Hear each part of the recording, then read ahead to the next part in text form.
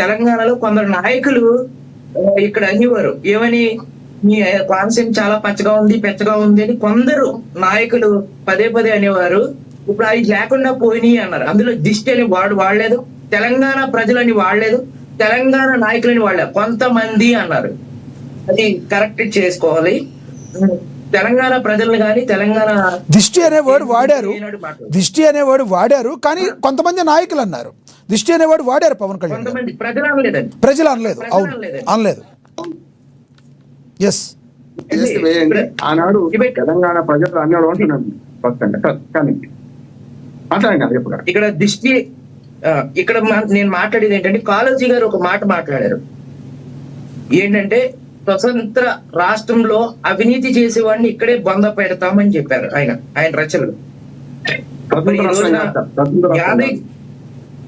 స్వతంత్ర రాష్ట్రం లేదు, ప్రాంతం వాడే దోపిడీ చేస్తే ప్రాంతంలో ఇక్కడే పాతి పెడతాం, ప్రాంతం వాడాలని స్వతంత్ర రాష్ట్రం ఏమంటే ప్రాంతం వాడే దోపిడీ చేస్తే ప్రాంతంలో పాతి పెడతాం. ఇంకా ఇప్పుడు అదే అక్కడికి వస్తున్నాండి. ఇప్పుడు తెలంగాణ ఉద్యమం 1969 నుంచి 2009 వరకు కూడా అనేక మంది మరణించారు. వారి మరణించిన వాటిలో యాదయ్య గారు ఉన్నారు, శ్రీకాంతాచారి ఉన్నారు, వేణుగోపాల్ రెడ్డి ఉన్నారు. వీళ్ళంతా ఆత్మార్పణం చేశారు. మరి ఆ కుటుంబాలు ఇప్పుడు మాట్లాడుతున్న పొన్నం గారు కానీ, కేసీఆర్ గారు కానీ, కేటీఆర్ గారు కానీ వాళ్ళ కుటుంబాలకే టికెట్లు ఇస్తానని చెప్పారు. అసలు ఇచ్చారా? ఇప్పుడు నేను తెలంగాణలో ఉన్నటువంటి నాయకులు నేను ప్రశ్నిస్తున్నాను. ఏంటంటే, తెలంగాణ కోసం అసువులు బాసినటువంటి శ్రీకాంతాచారి ఈ కుటుంబాలకి మీరు ఎందుకు టికెట్లు ఇవ్వలేదు? మీరు ఏం చెప్పారు? తెలంగాణ కోసం ఎవరైతే బలిదానాలు చేశారో వారి కుటుంబాల వారికే టికెట్లు ఇస్తామని చెప్పారు. మీరు తెలంగాణ మోసం చేసినటువంటి జోకులు. మీరు తెలంగాణ పేరు చెప్పి పబ్బం గడిపిన రాజకీయాల్లో ప్రాంతీయ ఉద్దేశాలు రెచ్చగొట్టి అనేక కుటుంబాలు ఆత్మార్పణం చేసుకుంటే ఆ కుటుంబాలు న్యాయం చేయలేనటువంటి ద్రోహులు. మీరు మాట్లాడేటువంటి నైతిక అర్హత లేదు. శ్రీనివాస గౌడ్ అని చెప్పి ఒక కానిస్టేబుల్ తెలంగాణ డ్యూటీలో జై తెలంగాణ అన్నందుకు ఆయన సస్పెండ్ చేస్తే 3 సార్లు తెలంగాణలో స్వతంత్ర తెలంగాణలో ఏర్పడిన 3 ప్రభుత్వాల్లో న్యాయం చేయలేనటువంటి దద్దమ్మలు మీరా మాట్లాడేది? టాపిక్ మీద మాట్లాడండి సార్. టాపిక్ రండి సార్. నిన్న కూడా చెప్తానండి. రామోహన్ గారు ఆగండి. నేను చెప్పాను కదా, రామోహన్ గారు ఆగండి. నేను చెప్పాను కదా, టాపిక్ లోకి వస్తారేనా? రామోహన్ గారు ఆగండి. పవన్ కళ్యాణ్ గారు అభిమాని కాదు సార్, ఆత్మ కోసం ఇది. చనిపోయిన కుటుంబాలని నాశనం చేసేసారండి. నా ఫ్రెండ్ శ్రీకాంతాచారి మా ఫ్రెండ్ అండి ఆయన. సార్ మీరు రామోహన్ గారు నేను మాట్లాడినప్పుడు మాట్లాడలేదు సార్. ఇక్కడ నన్ను కంప్లీట్ గారు తెలంగాణ కోసమే మాట్లాడలేదు, తెలంగాణ ఉద్యమం కోసమే మాట్లాడుతున్నా. నేను తెలంగాణలో ఉద్యమంలో బలిదానాలు చేసినటువంటి నా స్నేహితులు ఎంతో మంది ఉన్నారండి. వారి కుటుంబాల దగ్గరికి వెళ్తున్నాను నేను. వరంగల్లో ఉన్నారు మా స్నేహితులు. వాళ్ళ దగ్గరికి వెళ్తుంటే ఇప్పటికీ కూడా, అయ్యా మేము ఉద్యమాల పేరుతో మా కుటుంబం చిన్న భిన్నం అయిపోయింది, మా అబ్బాయి చదువు మానేశాడు, బీటెక్ సెకండ్ ఇయర్ లో చదువు మానేశారు, ఇప్పుడు చదువుకి వెళ్లకుండా టాపీ పనికి వెళ్తున్నాడని కుటుంబాలు, లక్షలాది కుటుంబాలు ఉన్నాయండి ఈ రోజున. వారి యొక్క ఆవేదన తీర్చవలసినటువంటి నాయకులు ఇంకా తెలంగాణ పేరు చెప్పి మాట్లాడుతూ ఉన్నారు. మిగులు బడ్జెట్ తో ఉన్న తెలంగాణ రాష్ట్రాన్ని నాశనం చేసింది ఎవరు? ఫామ్ హౌస్ తో వేలాది ఎకరాలు తెలంగాణ భూములు దోచుకున్నది ఎవరు? వీళ్ళు కదండి. వీళ్ళు కదా శిక్షించాల్సింది. తెలంగాణ ద్రోహులు వీళ్ళు కదా. మరి తెలంగాణ ద్రోహులు, తెలంగాణకు అన్యాయం చేసిన వాళ్ళు తెలంగాణ ద్రోహులు అవుతారు. మరి దాంట్లో వేరే వ్యక్తులు ఎలా అవుతారు తెలంగాణ ద్రోహులు? తెలంగాణ కోసం ప్రాణదానాలు చేసినటువంటి వ్యక్తులకి ఈ రోజున కనీసం పట్టించుకోకుండా వదిలేశారు. రెక్కాడితే డొక్కాడిన అనేక కుటుంబాలు, ఉస్మానియా విద్యార్థులు వేలాది మంది జాబులు పోగొట్టుకున్నారు. దాదాపు ట్రాన్స్కో, జెన్కో, పోలీస్ శాఖలో దాదాపు 270 మంది జాబులు పోగొట్టుకుంటే 3 ప్రభుత్వాలు వచ్చిన ఈ రోజు వరకు కూడా తెలంగాణ ఉద్యమం కోసం జాబులు పోగొట్టుకున్న వాళ్ళకి ఎందుకు మీరు ఆదుకోలేదు అని అడుగుతున్నాను. అంటే ఆ కుటుంబాలు రోడ్డును పడిపోలా? మీ తెలంగాణ వచ్చి మీ పదవుల కోసం, మీ రాజకీయ పబ్బం కోసం, మీరు అవినీతి సంపాదన కోసం ఈ రోజున తెలంగాణ కోసం బలిదానాలు చేసిన కుటుంబాలు నాశనం అయిపోవాలా? జీవోత్సవాల్లో బతుకుతున్నారు. నా ఫ్రెండ్ శ్రీనివాస్ గౌడ్ అండి, అతను నా స్నేహితుడు. మీ ఇద్దరం కలిపి ఎస్ఐ ప్రిపేర్ అయ్యాం. జై తెలంగాణ అన్నందుకు ఆయన జాబ్ తీసేశారు. 3 ప్రభుత్వ కాలాల్లో కూడా ఇప్పటికీ కూడా 12 సంవత్సరాల పైన అయ్యింది, 13 సంవత్సరాల కాలం అవుతుంది, ఇప్పటికీ జాబ్ ఇవ్వలేదండి.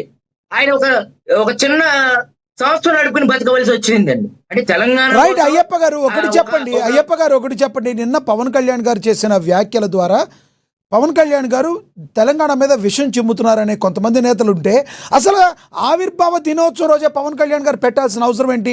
మరొక రోజు పెట్టుకోవచ్చు కదా. కారణం ఏదైనా ఉందంటారా? సార్, తెలంగాణలో ఆయన జీవిస్తున్నారు, ఆయన ఇల్లు తెలంగాణలో ఉంది, ఆయన కూడా తెలంగాణ పక్క రాష్ట్ర ఉప ముఖ్యమంత్రి, అది మర్చిపోతున్నారు మీరు. ఎక్కడ జీవించినా కూడా సార్ పక్క రాష్ట్రంగా సార్. ఒకటి ఇప్పుడు నేను ఒకటి చెప్తానండి, ఆయన మొత్తం ఆయన ఉన్నది అంతా కూడా ఇప్పుడు మన పక్క రాష్ట్రాల్లో ఇప్పుడు బండారు దత్తాత్రేయ గారు పక్క రాష్ట్రం గవర్నర్, అంత మాత్రం తెలంగాణ వాసి కాకపోతారండి? అంటే పక్క రాష్ట్రానికి గవర్నర్ అయినంత మాత్రాన ఈ వాసి కాదు కదా. ఇప్పుడు నేను చాలా మంది ఆంధ్రాలో జీవించి ఉన్నటువంటి వ్యక్తులు ఎంతో మంది మైగ్రేట్ అయ్యి అక్కడ జాబుల కోసం వలస వచ్చి అక్కడే వాళ్ళ జీవన విధానం సాగించారు. ఆ రకంగా అయితే కేసీఆర్ గారి విజయనగరం అని చెప్పి ఆధారాలతో కూడా చెప్తున్నారు. ఆయన మూలాలు కూడా చెప్పినటువంటి ప్రస్తావించినటువంటి సందర్భం ఉంది. ఆ రకంగా ఆయన కూడా తెలంగాణ కోసం మాట్లాడేటువంటి హక్కు లేదు. 130 కోట్ల భారతీయుల యొక్క అయ్యగాజీలండి భారతదేశం, అందులో ఒక భాగం తెలంగాణ. అంతేగాని తెలంగాణ ఒకరిది కాదండి, 130 కోట్ల భారతీయులండి తెలంగాణ. ఒక వ్యక్తిది కాదు, ఒక ఇది కాదు. తెలంగాణకు అన్యాయం జరిగితే మాట్లాడండి, తెలంగాణకి ఏదైనా రావాల్సి ఉన్న దాని గురించి మాట్లాడండి, తెలంగాణకి నష్టపరిచిన వ్యక్తుల్ని పోరాటం చేయండి. అంతేగాని ఈ రాజకీయ పబ్బం గడిపి ప్రాంతీయ వాదాల పేరుతో తెలంగాణని ఇంకా విచ్ఛిన్నం చేయొద్దు. తెలంగాణ మిగులు బడ్జెట్ లో ఉన్న తెలంగాణ రాష్ట్రాన్ని లోటు బడ్జెట్ లో తీసుకెళ్లింది ఎవరు? కాళేశ్వరం ప్రాజెక్టు కోట్లు దొబ్బి తినేసింది ఎవరు? ఉస్మానియా ఆసుపత్రి కానీ, అలాగే మనకి పంజాగుట్ట ఆసుపత్రి, నిమ్స్ కానీ, ఇటువంటి ఆసుపత్రిలో సరైన వైద్యం కాక దవాఖానాకి వెళ్తుంటే పేదవాళ్ళందరూ కూడా దవాఖానాకి వెళ్తుంటే ఏం చేస్తున్నారు? ఇంకా తండా ప్రాంతాలు తండాలుగానే మిగిలిపోయాయి, గిరిజన ప్రాంతాలు గిరిజనగా ఉన్నాయి, ఎస్సీ ఎస్టీలకి ఇంకా సప్లైన్ మీదులు అమలు కాక అనేక ప్రాంతాలు ఇంకా తెలంగాణలో వెలువడే ఉన్నాయి. మరి వాళ్ళకి ఎందుకు న్యాయం చేయట్లేదు? వారందరికీ న్యాయం చేయండి. తెలంగాణ కోసం న్యాయం చేయవలసిన బాధ్యత ప్రతి భారతీయుడి మీద ఉంది, ప్రతి తెలంగాణ వ్యక్తి మీద ఉంది. ఇది తెలంగాణ అనేది. సో మీరు నిన్న పవన్ కళ్యాణ్ గారు మాట్లాడిన దానిలో ఎటువంటి తప్పు లేదు అంటారు. నిన్న స్పీచ్ కూడా ఎందుకు? తెలంగాణ కవులు గద్దర్ గారు కానీ, కాళోజీ గారు కానీ ఎంతో మందిని గౌరవంగా వాళ్ళు తెలంగాణలో గద్దర్ గారు ఏరా తమ్ముడు అనేంత స్వాతంత్రం కలిగి ఉంది. ఆయన వీడియోలు కూడా చూసాం. ఇప్పుడు ఎప్పుడైనా సరే పవన్ కళ్యాణ్ గారు ప్రాంతీయవాదాలని ఇట్లా రెచ్చగొట్టలేదు. పవన్ కళ్యాణ్ గారు తనకు తోచిన సాయం తెలంగాణ కోసం చేశారు. ఆయన తెలంగాణ కోసం అనేక కష్టాలు పడ్డారు.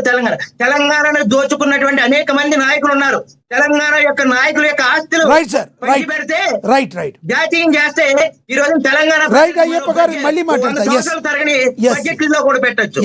అయ్యప్ప గారు మళ్ళీ మాట్లాడతాను. మనతోటి కత్తి వెంకట స్వామి గారు, సీనియర్ రాజకీయ నాయకులు, కాంగ్రెస్ నేత, ఆయనతో మాట్లాడదాం. కత్తి వెంకట స్వామి గారు నమస్తే సార్. నమస్కారం, చెప్పండి. వెంకటస్వామి గారు, నిన్న ఏదైతే ఆవిర్భావ దినోత్సవం, తెలంగాణ ఆవిర్భావ దినోత్సవం రోజు పవన్ కళ్యాణ్ గారికి సభ పెట్టడానికి అనుమతి అయితే రాలేదు. కోర్టుకు వెళ్ళినప్పటికీ కూడా కోర్టు కూడా నిరాకరించింది.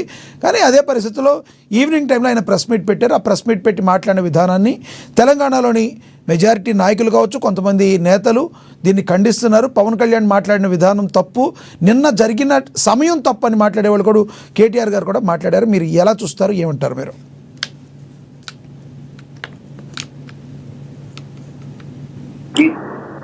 మిత్రులు అయ్యప్ప గారికి, మీకు నమస్కారం.